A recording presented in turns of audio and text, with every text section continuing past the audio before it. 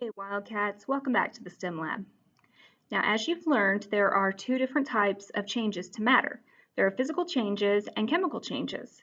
And today I'd like to talk to you about chemical changes.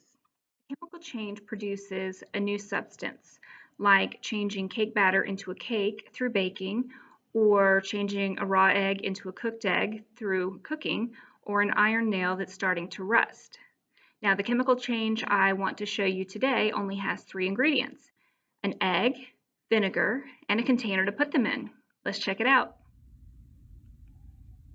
I'm going to start by placing the egg into the cup, and then I'm going to take the vinegar and pour enough to cover the egg.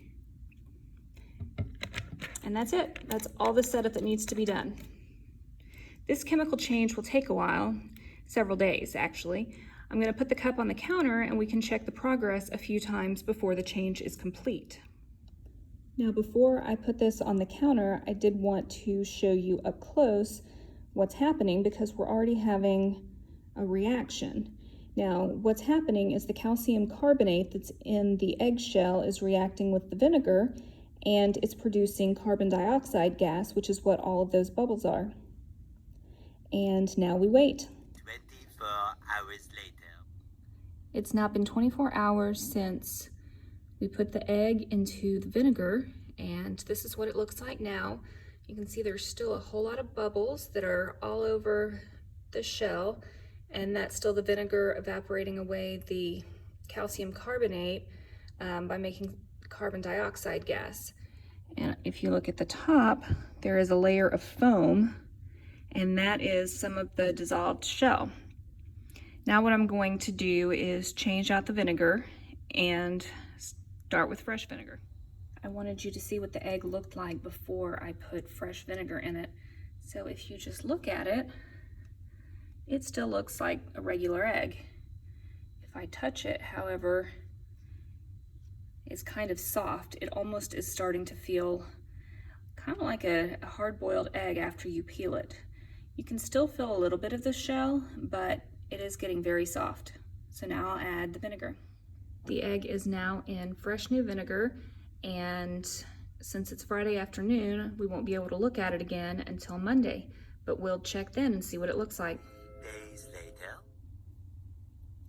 It is now Monday morning, and this is what our egg looks like.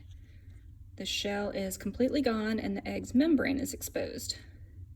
Now, if you've ever peeled a hard-boiled egg, you've probably noticed a thin layer of skin as you remove the shell.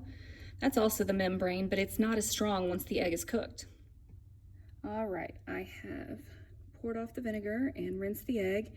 And again, here is our egg, no shell.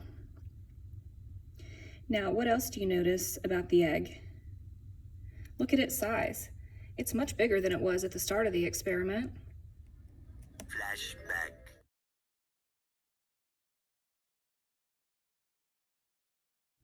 End of flashback.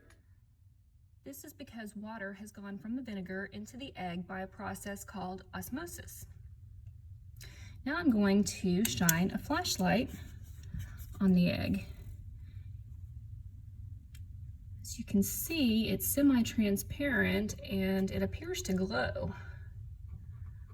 That's pretty cool. Here is a closer look at our glowing egg. It almost looks like a little light bulb, doesn't it? And it's rolling. Since the shell is now completely gone, the egg is kind of squishy. You can see that I'm squishing it in here. It almost kind of looks like a large bouncy ball. Does it bounce? Let's see. I'm a little nervous about this. Hey, look, it did bounce. That's cool. So it is like a little bouncy ball. If I drop it from too high, it will break, and I don't want to do that though. Let's review what we've learned. The vinegar reacted to the calcium carbonate in the eggshell, causing it to dissolve. This is a chemical change and can't be undone. You can't recreate the eggshell. Now, I mentioned hard-boiled eggs earlier, and that is also an example of a chemical change, because once the egg is boiled, you can't turn it back into a raw egg. Now with our egg, When the shell was dissolved, the water from the vinegar then seeped into the egg, causing it to expand. This is actually a physical change because there are ways that you can remove the excess water and then add it back. That's another several day process, so we're not going to do that for this lab. But I hope you've enjoyed watching a chemical change in action. I'll see you next time. Bye.